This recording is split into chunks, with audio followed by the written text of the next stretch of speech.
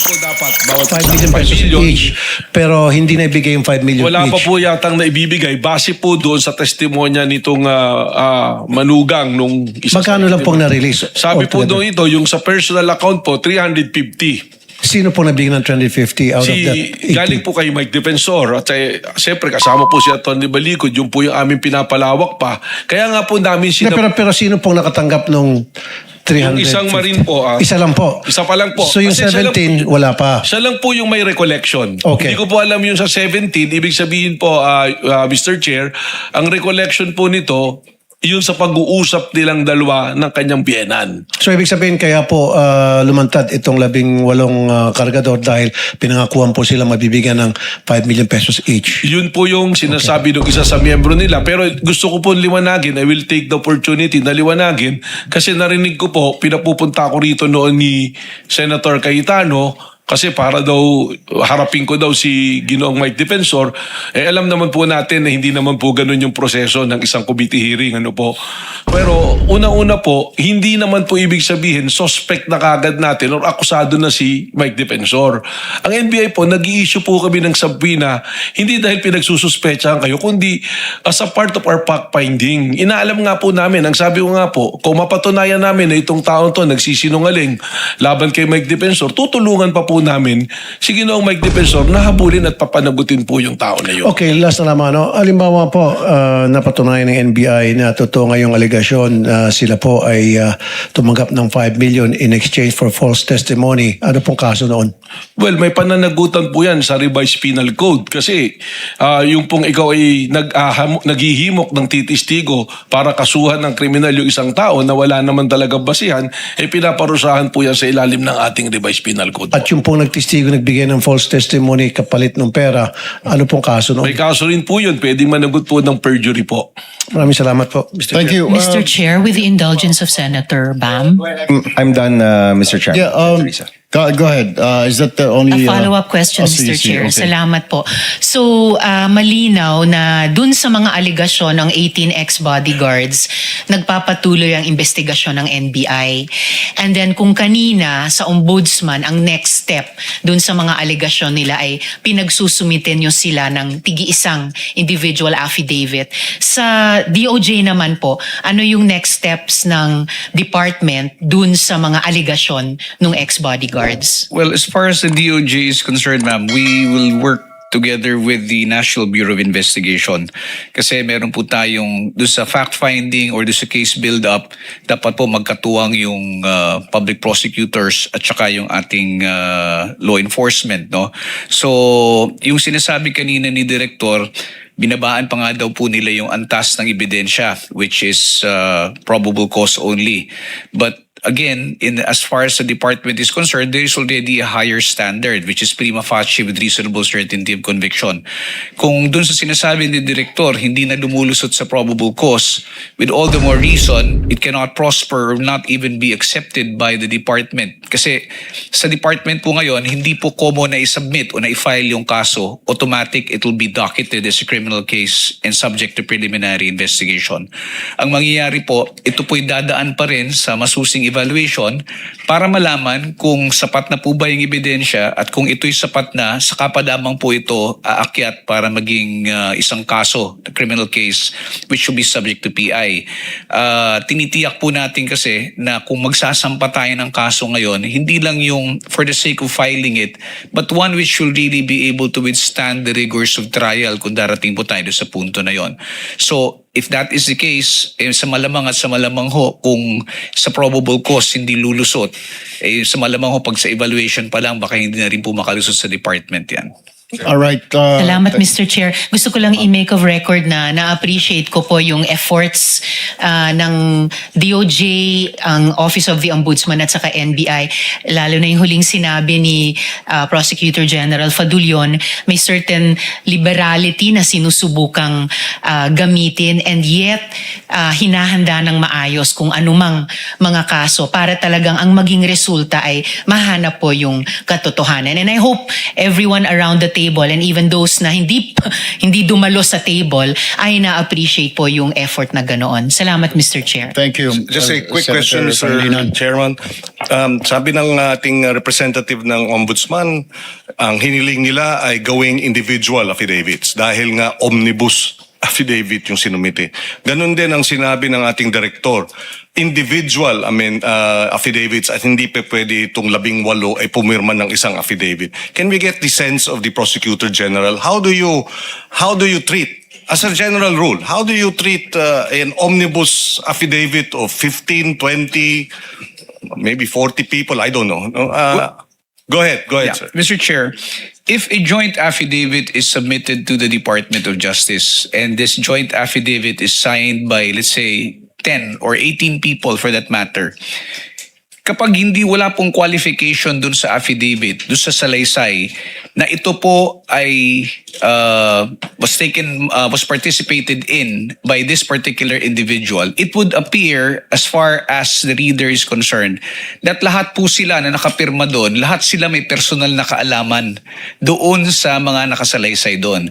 Kaya sinasabi lagi po namin, kung magjo-joint affidavit, tiyakin ninyo na lahat po ng nakasaad yan ay meron kayong personal na kaalaman. Kung wala naman po, pwede po silang magkaroon ng qualification doon mismo sa joint affidavit.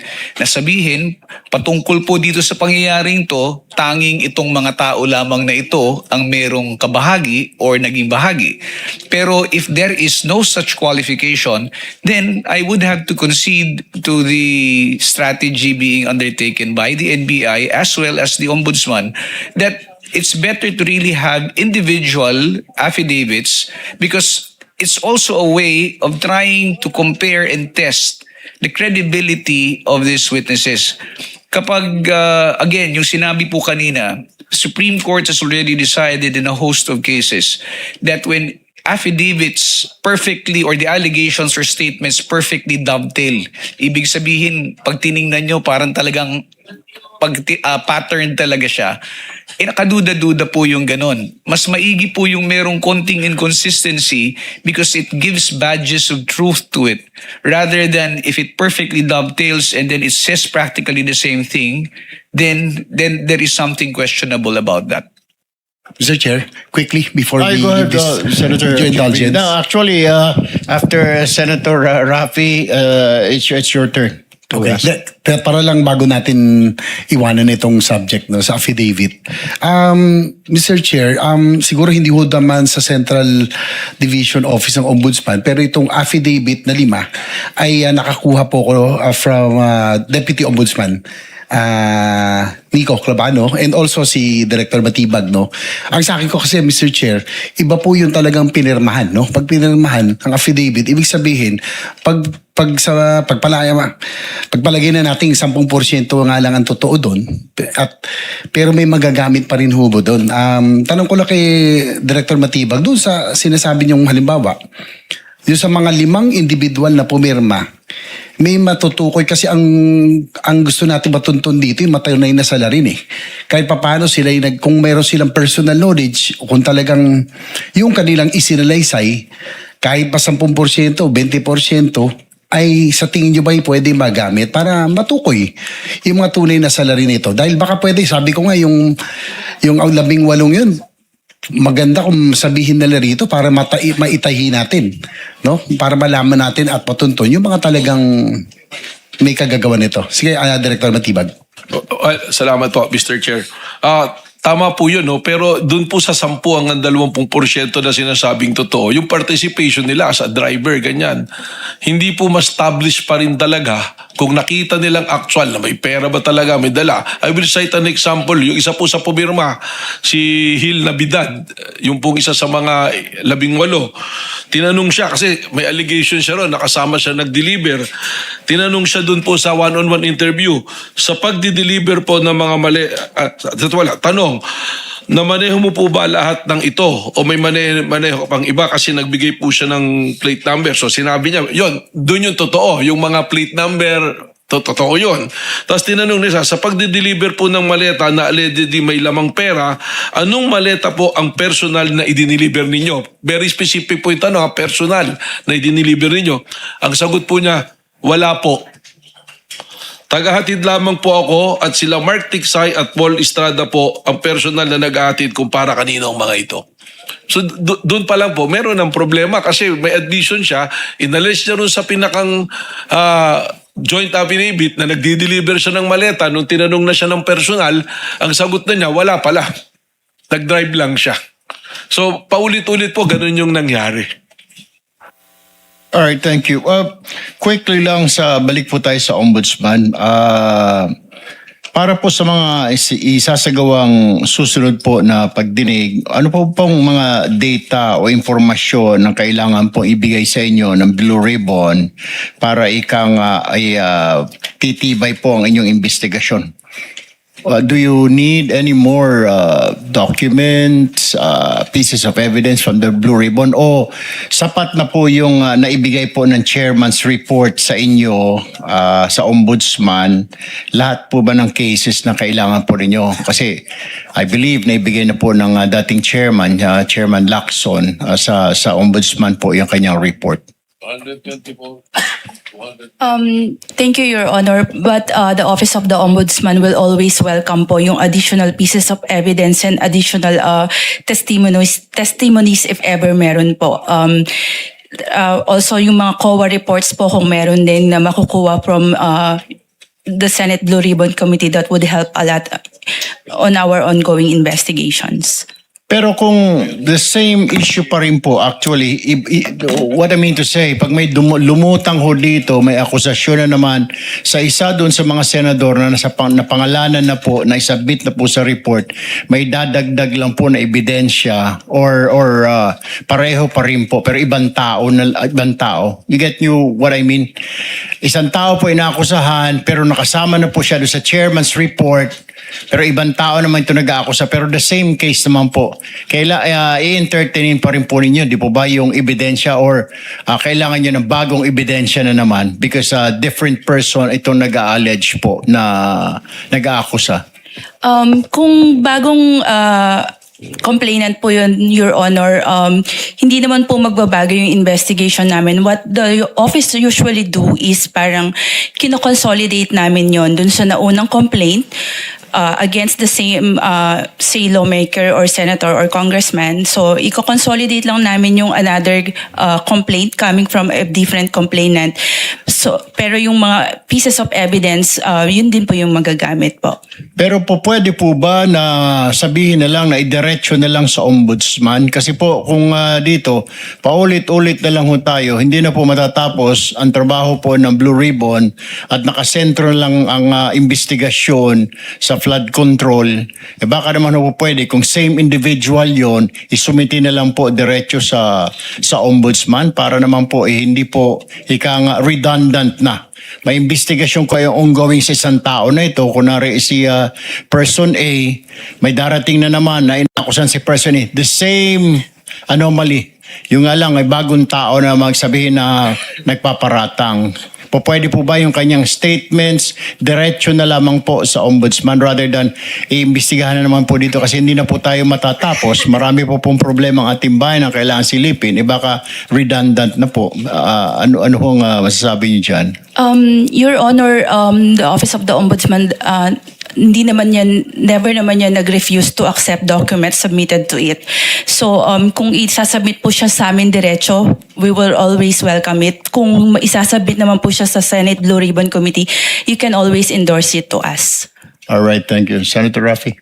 Yeah, Ma'am Karen, nabanggit nga kanina ni Attorney Matibag ng NBI, karamihan doon sa 18 na mga tawag kong kargador, tawag nila bodyguards, na paiba-ibang statements, hindi tumatahi-tahi ng maayos. Now, having said that, siyempre gusto natin yung salarin talagang makasuhan, managot, kung sino man yung mga talagang tumanggap ng pera. Now, how would you appreciate that complaints na being forwarded to your office na yung affidavit ay paiba-iba? Tulad niya sa 18 kargador. Gusto talaga natin madiin yung dapat madiin. Meron talagang tumanggap kung meron. Pero tulad binanggit ni Attorney Matibag, paiba-iba yung statement nila tulak, atras. At wala talagang definite na sila mismo ang nag-deliver, sila mismo eyewitness at may mga dokumento, mayroong screenshot, may recorded conversation, etc. Nothing like that, kundi hearsay lamang. So, paano atake niya ng ombudsman para maging tight yung case against anybody na talagang tumanggap ng pera?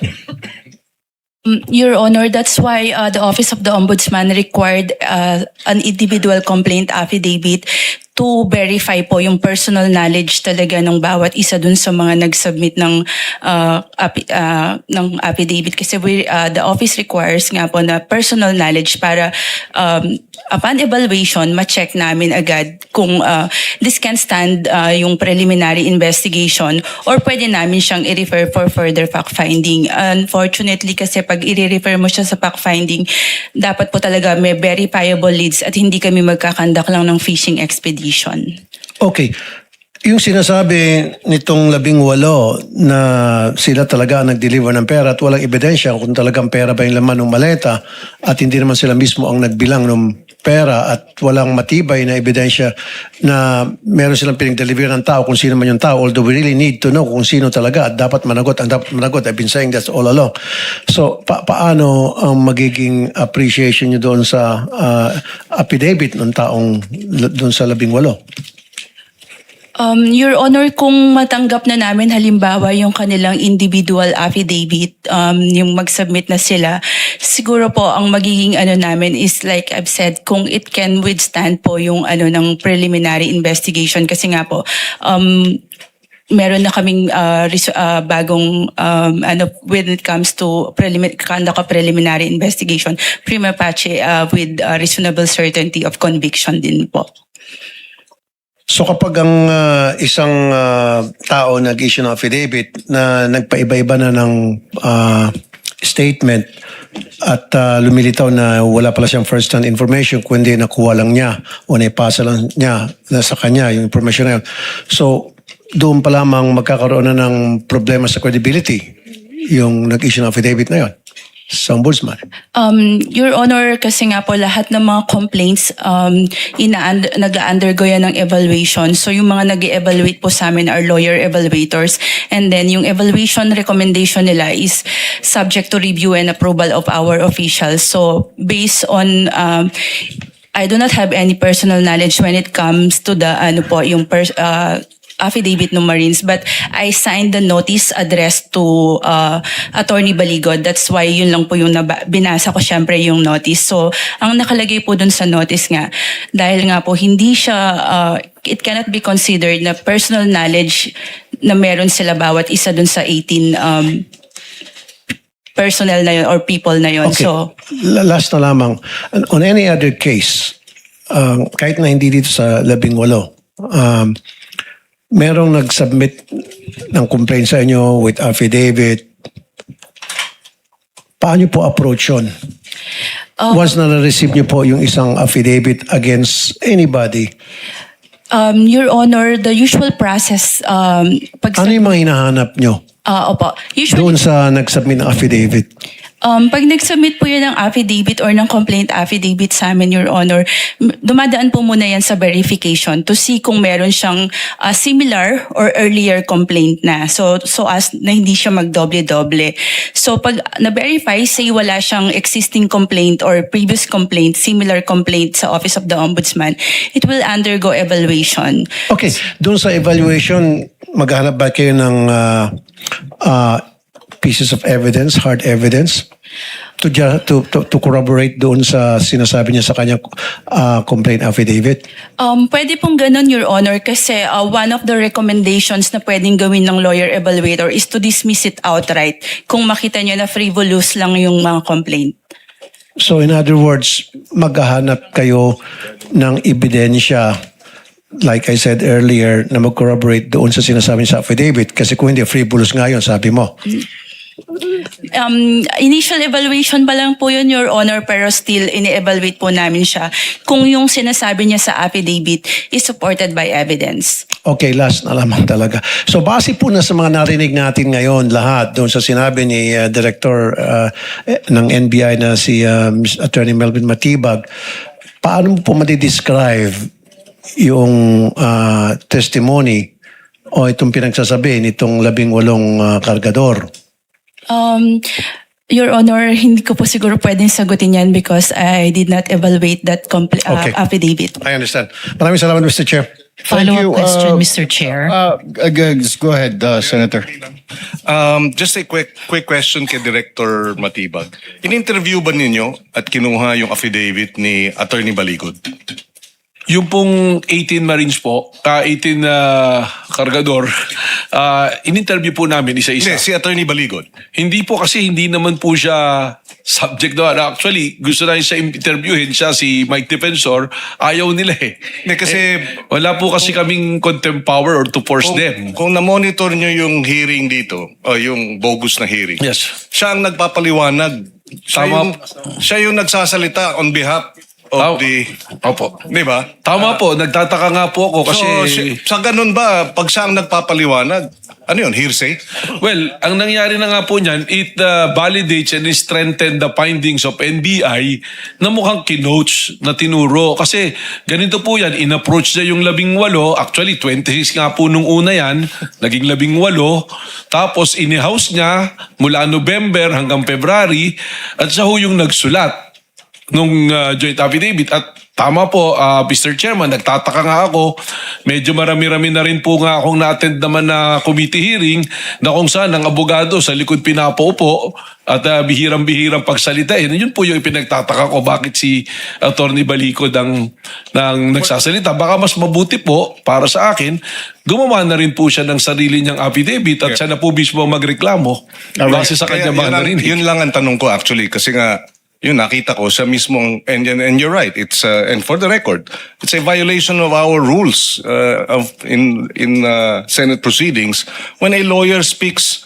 and deliberates on the and representing the resource persons, no. So doon maliwanag na hindi dapat nagsasalita yung abogado. Dapat yung resource persons mismo ang nagsasalita. And for the record, we just wanted that clarified. Thank you, Senator Kiko. Is just one quick? Kasi we'll just have to give the floor to individuals who want to ask questions. Go Yes, ahead. Mr. Chair. Go ahead. Isang follow-up question po. Salamat, Mr. Chair. Go ahead. Follow-up question kay Sen Rafi kanina sa Ombudsman. Sa NBI naman po, meron po bang mapo-point out ang Bureau na inconsistencies sa pagitan ng joint affidavit at yung 5 individual affidavits na pinirmahan o sa pagitan ng 5 individual affidavits? Any inconsistencies po? Yun na nga po, nagbigay na ako ng example mismo nung tinanong si Nabidad at isasabit po namin itong mga aming interview. Tinanong siya kung nag-deliver siya ng maleta, may deliver ba siyang maleta? Ang sagot niya, wala. Pero dun sa kanilang mga joint affidavit, may sinasabi. Mr. Chair, actually, not only the affidavit na sinabit sa Ombudsman, yung po yung pinagbasihan namin, nakita rin po namin yung mga lumabas sa social media na unang affidavit. At saka po yung testimonya po nung nakaraan dito at nakita na po namin yung mga inconsistencies. In fact, gumawa po kami ng parang diagram dyan. Nakalagay na po dyan, ito yung affidavit dito, ito yung lumabas, at ano yung inconsistencies. That will be part of our submission to the committee, Mr. Chair. All right, thank you, Salamat, Director. Mr. Chair. Thank you, Director of the NBI. Maraming salamat. Committee Secretary, are you here? Can you put this on record or send someone from the Blue Ribbon Committee to go upstairs sa office po ni Senator Robin Padilla para to inquire the good senator, kung sasamahan niya ba yung 18 bodyguards dito sa Blue Ribbon hearing. Yes, just to put on record para mas maayos po dahil while we're conducting this hearing, ongoing din po yung kanilang press conference po doon sa taas. So might as well, mabuti ho, bumaba na lang ho sila dito para mailahad nila yung gusto lang sabihin, matanong po natin sila maayos. Unlike ho dito na puro press conference po sila.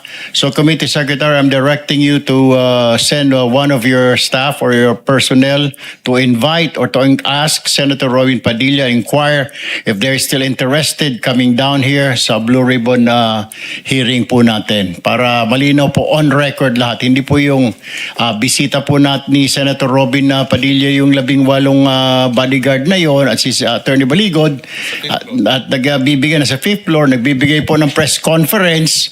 Ang nagtatanong lamang po ang media, nandito po tayo lahat. Gusto po natin silang matanong at marinig. Ito po siguro ang tamang venue na magpahayag sila, hindi po sa isang media conference.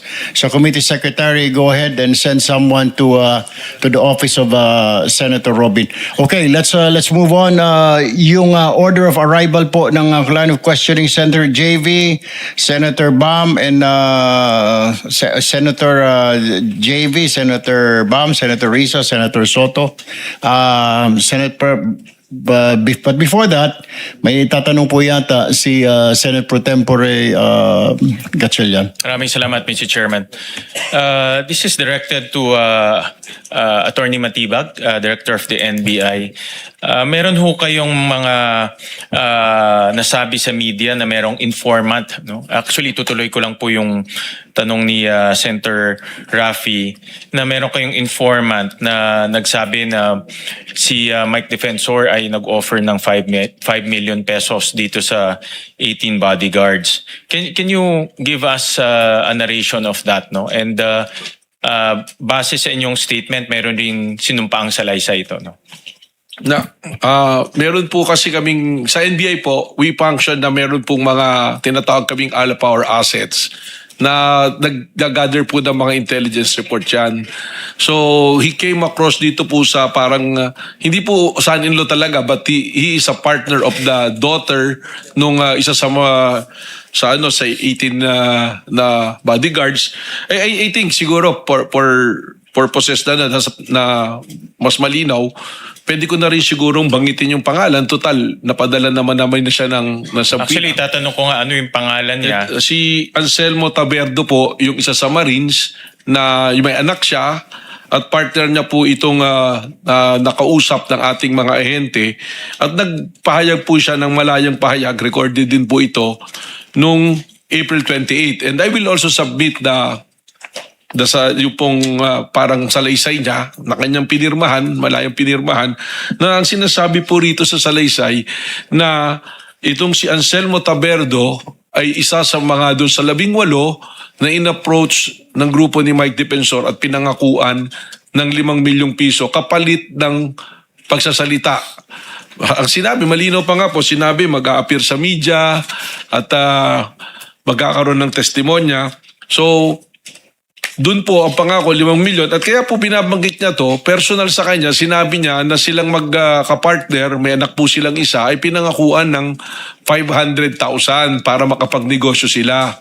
So ngayon, nung tinatanong yung 500,000, doon po naikwento na ang naibibigay pa lang daw ay 700,000 pero eventually, bumalik po siya nung May 6 sa aming pong tanggapan para magdagdag pa ng kanyang testimonya at nilinaw niya na hindi pa pala nabibigay talaga yung 700,000, 350,000 pa lang yung nabigay at utay-utay pa po itong naibigay.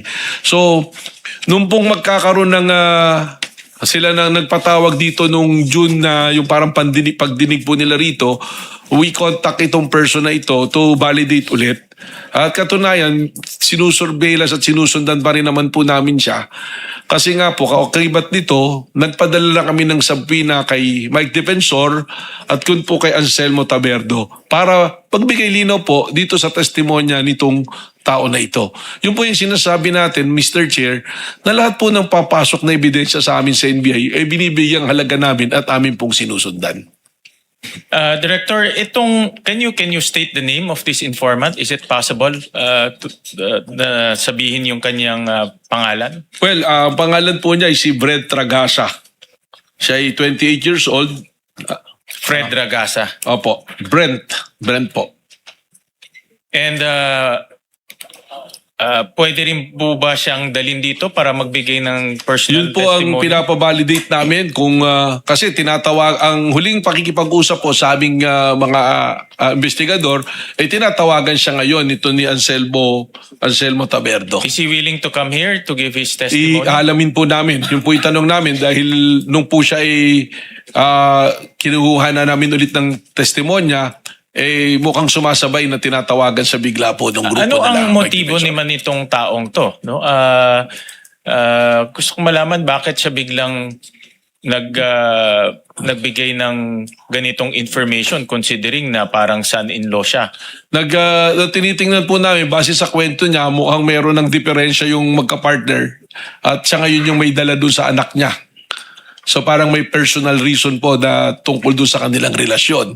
At maaari yung isang dahilan ay pinag-iisipan, hindi dumating yung talagang pangako na 500,000 bilang parte doon sa makukuha dapat na 5 milyong piso. Yung parang may, because of that personal circumstance, Maaari yun po ang dahilan. nagsalita siya doon.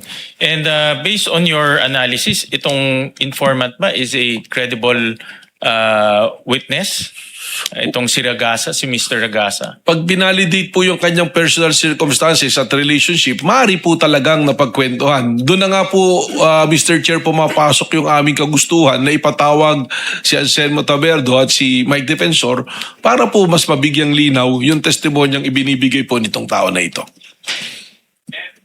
Base ba doon sa information, na-consummate ba itong 5 million na ibigay ba? Hindi pa po. Lumalabas po rin sa huling statement. 350. 350 pa lang po yung kabuang natatanggap. Pero may mga kwento pa po siya na siya ay yung mga lugar. Kaya po nagkaroon ng credibility at sinundan namin. Yung mga lugar na binabanggit kung nasaan yung 18 ay tumutugma po rin sa kanyang istorya. And nasaan na itong taong to? Is he under NBI custody? Wala po sa aming kustodiya pero alam po namin kung saan siya nakatira. Dati pong nasa Taguig, lumipat po ng tirahan at amin po siyang minamanmanan po. Okay. Naka-surveillance po. And then gusto ko lang ho rin matanong itong informant na ito, nag-appear personally sa NBI? Opo, 2 beses po. Katunayan, nung isang beses nagpunta siya, meron pang isang media personality na nakapag-cover po sa kanya. At recorded po lahat ang kanya pong pagdalo sa NBI po. Pasabit na lang sa committee rin yung in confidence. No? I know this is a confidential matter. For the, pasubmit na lang sa amin yung video as well as yung transcripts ng interview. We'll comply po, Mr. Para Chair. we can look at it. And then balikan ko lang kanina yung inyong presentation, Director, no? Based on your analysis, doon sa mga sinumpaang salaysay nung 18 bodyguards, ano ang analysis nyo, no? Bottom line, no? Kasi nakita ko marami kayong standards na sinusundan. Opo. And these are legal standards na ayon sa batas. But based on your analysis, ano ang itong kanilang mga sinumpaang salaysay? Ano ang inyong analysis dito? Well, unang-una po, yung pinagsamang sinumpaang salaysay nila na isinumiti sa ombudsman, medyo marami pong kaduda-duda. Sabi ko nga, kung meron pong katotohanan doon at hindi base sa hearsay, mga 10 to 20%, malaki na po yung 20%. At nung breakdown pa po namin ito at tanungin isa-isa yung 18, lalo pong napagtiba yung aming pananaw na ito ay hindi namin maaaring magamit para magsampa ng kaso doon sa mga taong nabanggit. At higit pa po dyan, lumalabas na talagang mukhang sinulat at kinotes, corroborated po yung pagsusulat nitong pinagsamang sinumpang salaysay. In addition to this, tiningnan po namin yung mga pronouncement sa media, sa social media, yung unang mga lumabas na pinagsamang sinumpang salaysay, ay marami pong inconsistency masyado na magiging problema po pag amin pong inakyat sa prosecution at pati na rin po sa korte kung ito ay tatayo. And kung ganun, meron bang violation of the law na ginawa itong mga taong ito? Sa Dahil ngayon- meron silang sinumpaang salaysay. Pumunta ba sila sa NBI to personally give the statement, or meron ba silang personal narration sa NBI? Sinumpi na po namin sila, pumunta po sila. Yung una, ayaw nilang magbigay ng pahayag. So binigyan po namin ng pangalawang pagkakataon. Kasama po sa sinumpi na dyan nga sila, yung mga may kinalaman, si Bishop Efren Tindero, si Mike Defensor, yung asawa po ni Mike Defensor, mga ilang personalities po. Pero hindi po nagbigay ng testimonya yung iba. Nung bumalik po sila, Ilan po nagbigay ng testimony? yung pong 18, nagbigay po ng testimonya nila, pero doon po sa 18, 5 lamang po ang pumirma, Mr. Chair. Yung 13 po, pinigilan ni Attorney Balicod na pirmahan at gusto niya ay kanya munang reviewin yung naging mga statement ng 18. Nagkaroon pa nga po ng insidente na gustong punitin ni Attorney Balicod yung mga testimonya nung mga 18 bodyguards na hindi naman po natin pinayagan. Kaya meron po kaming hawak na 5 yung interview po. Alam niyo po yung parang blatter na question and answer na pirmahan po nung 5, yung 13 hindi na po pumirma. I would assume na kung buo yung loob mo magbigay ng testimonya, pupunta ka doon, magbigay ka testimonya, permahan mo. Tama po yan, Mr. How Chair. come mayroon pang commotion and drama na nangyari na may pupunitin at hindi pumirma lahat? Marami pong drama nangyari. Yung unang patawag pa lang, actually, nung unang patawag pa lang po, mas mahaba pa yung naging salita ni Mike Defensor at ang kanyang abogado sa media ng NBI kaysa po makipag-usap ng maayos sa aming mga investigador. At illegally, binidyo capture nila yung pag-iimbestiga, tapos inilabas nila sa media. So may mga behavior po na ganun, pero ang naging instruction po natin doon sa ating mga investigador is to exercise maximum tolerance kasi alam naman po natin parang politically high profile itong kaso na ito, kaya ating pong iningatan hanggang sunod nagbigay na po sila ng pahayag nila at ayaw namang pirmahan. Kaya ang hirap din pong gamitin.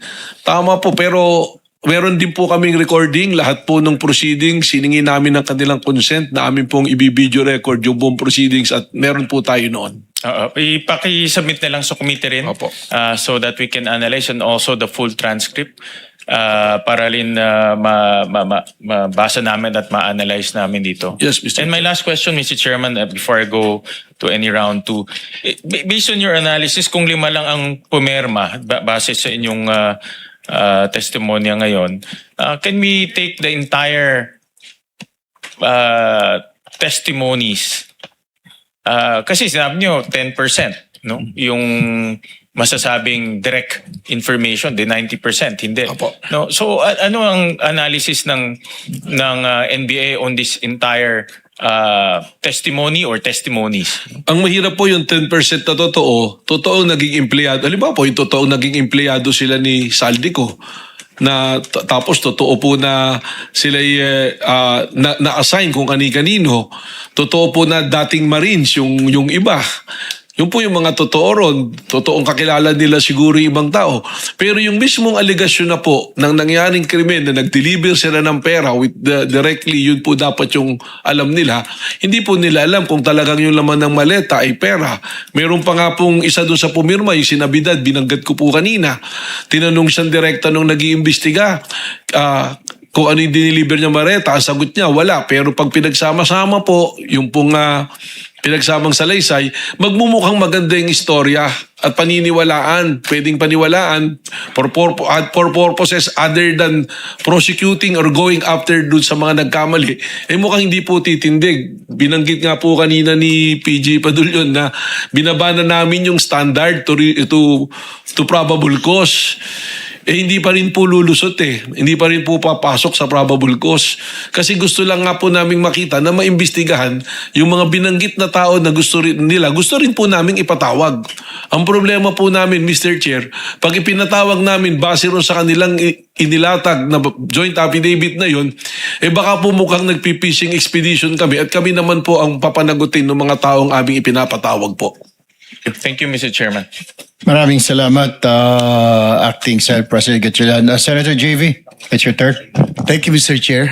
Before we move on to another topic, siguro nabanggit kanina. I'd just like to ask probably the NBI or DOJ, are there efforts to locate yung pong nabanggit na doon sa affidavit, no? Yung mga EA ni Saldico, yung Paul Estrada, Mark Tiksay, Roberto Albarigo, no? Ito yung mga nabanggit na rin ng mga Blue Ribbon Committee hearing na nakaraan na naalala ko lang kasi, no, na ito yung mga taong individual na malapit kay Saldico, and they were also mentioned, Mr. Chair, doon sa affidavit ni Hil Nabidad at ni Anselmo Taberdo. Tama, no? Attorney, Director, no? They were also mentioned, itong mga malalapit supposedly kay Saldico. Ang tanong ko lang, may effort ba tayo mahanap itong mga executive assistant o itong alleged bagman ni Saldico? Dahil kung sakasakali, pagpalagay na nating mera 5-10% lang ang magagamit doon dahil kilala nila yung mga tao, pwede pa rin magamit, no? Attorney Matibag, meron bang effort to look for these individuals? Well, we are willing to see issues of PIDA to them. Gayon po. Pero yung even nga po yung identification nila, tsaka kung personal circumstances, hindi po maibigay sa amin nung 18 Marines. So, if there's an effort, there is a continuing effort. Lahat naman po dito, yung mga binanggit, I'll make no mistake na ibig sabihin dahil hindi maayos yung pagkasalaysay dito sa pinagsamang sinumpang salaysay, hindi na namin titingnan. Titingnan parang po namin yun. Kaya lang nga, yung magiging direction po natin, sa halip na naging maluwag at mas mabilis yung direction ng pagpunta, meron pa pong nangyari na ganito na sagabal po sa aming hangarin na may patawag po yung mga taong dapat naming imbestigahan. At na maganda po kanina, binanggit ni PG Padulyon, I just like to take the opportunity na ang NBI po katulong ang DOJ at saka po ang Ombudsman, tuloy-tuloy po yung aming pag-iimbestiga at mga kasong aming inihahain po doon sa mga dapat managot po dito sa ating usapin na flood control issue po na to. Ang ano lang, no, dahil sabi nga natin, pag sinabi mong Marines, ibang ano doon, iba ang pananaw. Alam natin na yan talagang buhay, lahat iaalay niya para sa bayan, no? Ang sa akin lang po ay Mr. Chair, kung siguro nabanggit ni Attorney Matibag, doon po kasi sa handling mukhang hindi maganda, no? Yung mga handler, baaring doon sa mga counting, kaya nga po nag-aapila nga tayo doon sa doon sa 5 na nag-execute ng affidavit, maari pong may magamit pa dun no? Kung sakasakali. Kaya lang kung nasingitan kasi ng handler na ibang impormasyon na dinagdag kung saan-saan, pero dapat nag-concentrate din sila doon sa kanilang personal knowledge, maaring mas nagamit no? Pag napagtahi-tahi, kung sakali, Attorney Matibag, kung nahanap ba itong Paul Estrada, Mark Tiksay, Albarigo, at naitahi doon kila Nabidad at Taberdo, maaring may magamit kung hindi lang siguro na sinasabi nyo na coach ng mali o na dagdagan. Maari hubang magamit yun kung sakasakali mahanap nyo itong mga sinasabing bagman at yung EA ni Saldico. Doon, dahil nabanggit nyo rin kanina, yung sa mga 5 na nag-affidavit, na-assign po talaga sila kay Mr. Saldico. Well, ito naman pong aming findings na to, including po yung nakuha namin mga testimonya doon sa mga Marines, we are officially sharing it to the DOJ and to the Office of the Ombudsman for proper disposition. Kung maalala nyo po, yung aming pong pagkilos based on the letter deputizing us by the Ombudsman to do the background investigation. So that is a background investigation. Yung pong mga binanggit nila roon will be properly assessed by the Office of the Ombudsman and the Department of Justice.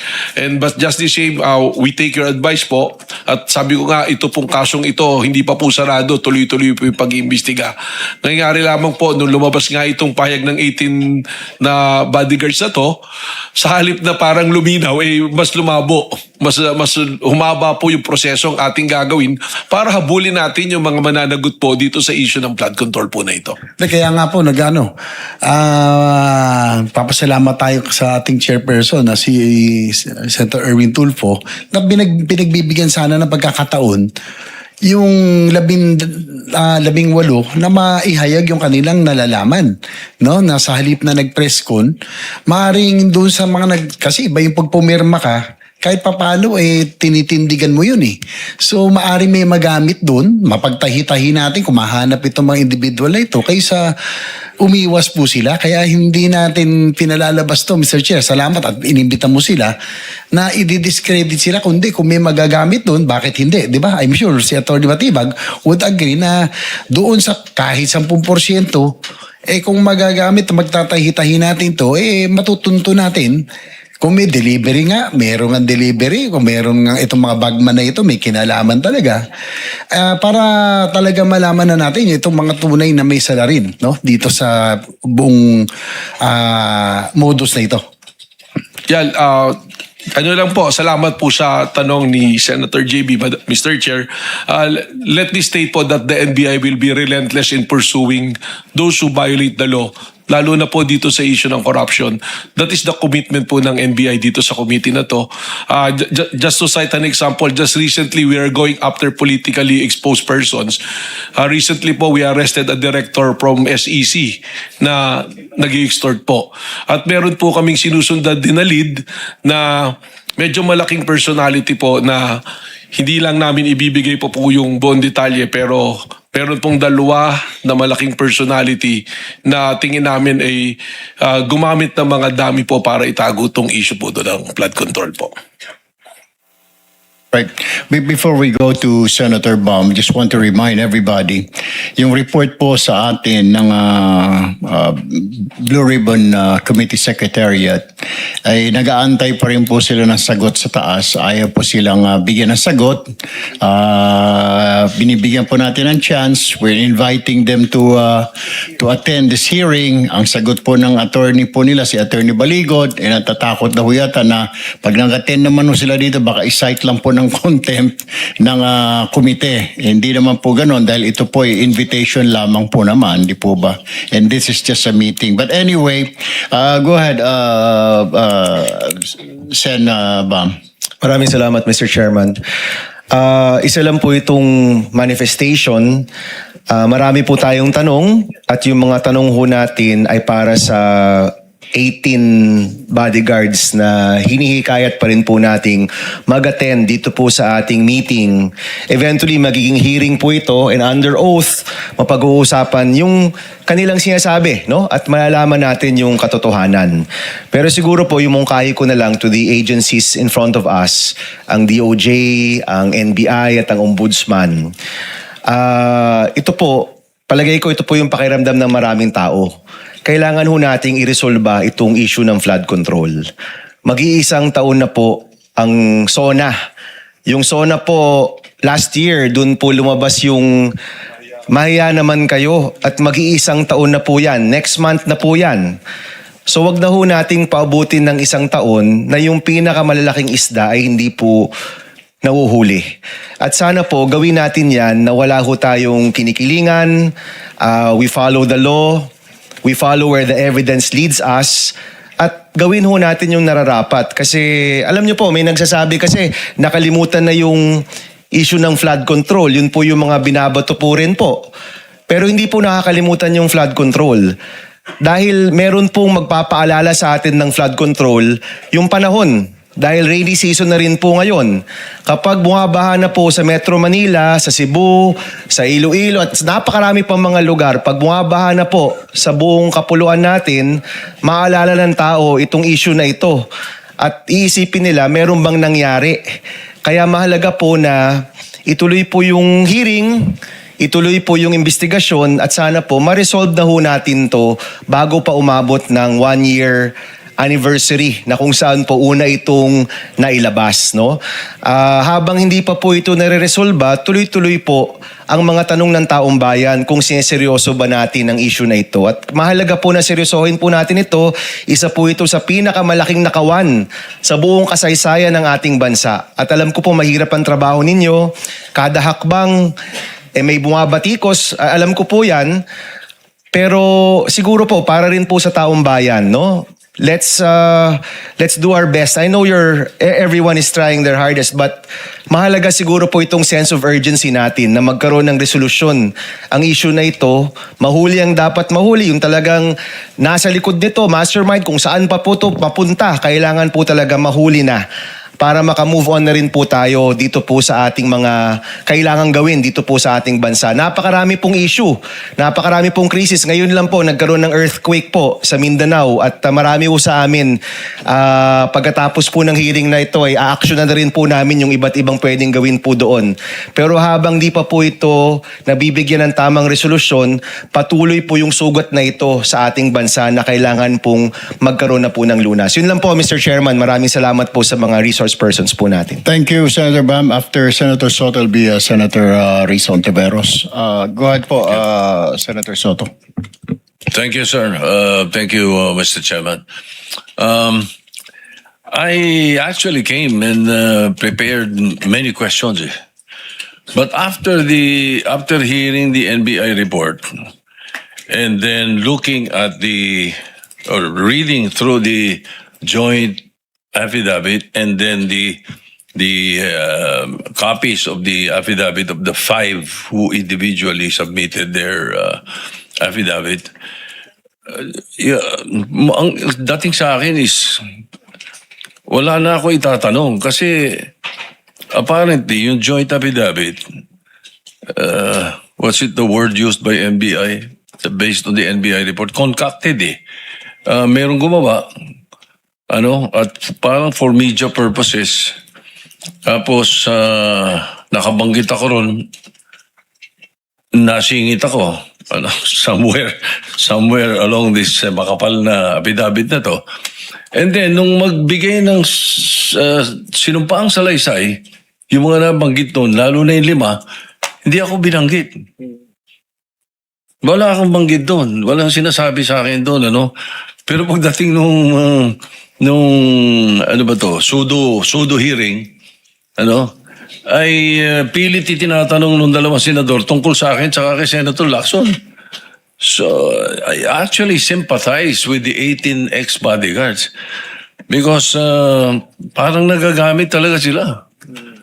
Ay nakakaawa Dahil later on baka sila sasalunan lahat ng kabulastugan ng ginawa nung nag-prepare ng joint affidavit, nagsingit si ganito, sinama si ganito. Pagkatapos individually, pagka nakausap po, iba ang kwento nila nung sarili nilang kaalaman. So, with that, Mr. Chairman, I have no questions to any of them. Obvious na. Alam na ng taong bayan ano nangyari. Thank you, Senator Soto. Senator Risa. Salamat, Mr. Chair. With the advice of Vice Chair Kiko in relation dun sa lindol na binanggit ni Senator Bam, 3 maikling factual questions na lamang po. Sa NBI po, hindi po ba sa investigasyon nyo, parte po yung pagkondukta ng lie detector test? And if so, bakit po hindi nakapag-lie detector test po yung 18 ex-bodyguards? Meron pong nung tinanong kung willing silang pumasok sa lie detector test, meron namang mga sumagot na directly na opo. Meron namang mga sumagot din na ang sinasabi is tatanungin si Attorney Balikod. Kaya nangyari po dyan, hindi muna na-subject sa lie detector test kasi po, yung lumalabas on a general sense, tanungin po yung kanilang abogado. Pero we are ready to conduct po yung lie detector test if they will agree. Salamat po, Mr. Chair. At doon po sa investigasyon ng Bureau, lumabas po ba kung paano nakilala nung 18 ex-bodyguards si Attorney Baligod? Mr. Chair, ganito po, in-approach nila yung isa what's the name? Buduan, in-approach ni Attorney Balikod. Tapos si Buduan, siya na ang nag-recruit doon sa 18, sa 17. At nagsimula sila nag-meeting and eventually, hini-house na po sila sa isang tirahan sa White Plains, doon po sa lugar ni Attorney Balikod mismo, mula pa po nung November. So ang naging option po, ang takeaway po, naging option niyan, kaya po naano si Buduan, yung kay Gutesa po, doon po nagsimula. Salamat, Mr. Chair. At huling tanong na lamang, so paano po nabuo yung grupong ito? Ganun po na lumapit si Attorney Baligod kay Mr. Buduan at si Mr. Buduan na ang nag-recruit nung 17 pa. Meron pa baka nalaman ang NBI dun sa pagbubuo ng grupo? Tama po yun. Si Buduan po yung parang pinakang kinuha na kumausap para doon sa 18 na sumama. Katunayan, hindi lang nga po, ang amin pong findings, hindi lang po 18 yung kanilang kinakausap. 26 po dapat yan eh. 24, may 6 pa po. Kung makikita nyo po, may mga lumabas doon sa social media na aming ang nilabas, may kinakausap na additional na 6 para magiging 24. Tapos ang nangyari po niyan, na-record pa nga na para nagtatawaran pa ng presyo kung ano yung ibibigay. Meron po kaming recording noon. Nakuha rin po namin sa aming monitoring ng aming CCD, yung pong aming Cybercrime Division, nandoon po. Meron din po mga report na pumasok sa amin na malalayong lugar, mga taga Isabela, taga Tugigaraw, pinupuntahan pa ni Attorney Balicod para kumbinsihin. Unofficially, no, we cannot make use of the recording that was given to us dahil merong mga konting violation yan, pero maririnig mismo doon yung boses ni Attorney Balicod na kinukumbinse na o ikaw kumuha ng picture na to, asa na yung USB. Sinasabi nung tao, ayoko nang makialam nananahimik na ako yung pamilya ko. At pag mapapansin po ninyo, itong 18, these are the individuals na wala pong trabaho. Kasi doon sa 100, pag inyo pong i-check, i-validate, some of them, probably more than 10 of them, ay still in active service. So, kaya ko po, this is material, kaya ko po sinasabi to, yung mga nasa active service, may trabaho, hindi mo na pwedeng kumbinsihin Dahil meron silang career, more than the salary na makukuha, yung career nila, tinitingnan nila. Pero itong individual na 18 na to, pag pinofile nga po natin, tingnan mo yung pagka-profile natin dyan, halos pare-parehas yung kanilang mga katatayuan po. So, yun na po, kasama na po yung bibigay naming findings na tingin ko dapat pong matingnan. Kung siguro, kung mamarapatin po, meron namang lista doon sa mga empleyado na yan na ni dating Congressman Saldico na nasa active service. May mga ilan po ako nakausap dyan na natatakot na lang lumabas dahil they're very protective of their career. Baka sakali po, sa pamamagitan po ninyo through an executive session, makausap po itong mga tao na ito para po matapos at makita natin po ang katotohanan. Mr. Chair, po makasingit, ma'am. Actually, yun lang yun lang naman po yung huli kong tanong, Mr. Chair. Maraming salamat po, Mr. Chair at kay Director.